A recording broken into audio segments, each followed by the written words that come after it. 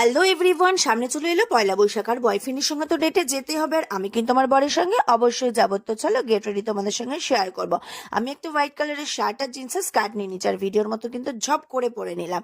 আর তোমরা স্কার্টটাকে যে কোনো টপ আর শার্টটাকে জিন্সের সঙ্গে ক্যারি করতে পারো, আইদার আমার মতো স্টাইল করতে পারো। তো চলো ঝপ করে মেকআপটা করে আসি।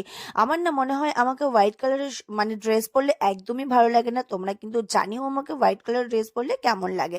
আর দেখো আমি হোয়াইট কালারের ড্রেস পরেছি বলে কতটা সাবধানে আমি কিন্তু মেকআপ করছি যাতে আমার ড্রেসটা খারাপ না হয়ে যায়। তোমরা আমাকে খুবই কম হোয়াইট কালার ড্রেস পরতে দেখবে, কারণ আমি প্রচন্ড পরিমাণে নোংরা করি, তাই আমি খুবই কম পরি। আর প্রাইমার আর ফিক্সার কিন্তু অবশ্যই লাগাবে, কারণ গরমকাল চলে এসছে। তো চলো ফাইনাল লুক আমার রেডি। আর এই লুকটা আমাকে কেমন লাগছে অবশ্যই জানিও। না আমি তোমাদেরকে দু রকম হেয়ারস্টাইল করে দেখালাম, তোমাদের যেটা পছন্দ তোমরা সেভাবেই হেয়ারস্টাইলটা ক্যারি করতে পারো। তোমাকে কেমন লাগছে জানিও। আর এত ভালো ভালো ভিডিও পেতে লাইক এন্ড সাবস্ক্রাইব করো। টাটা।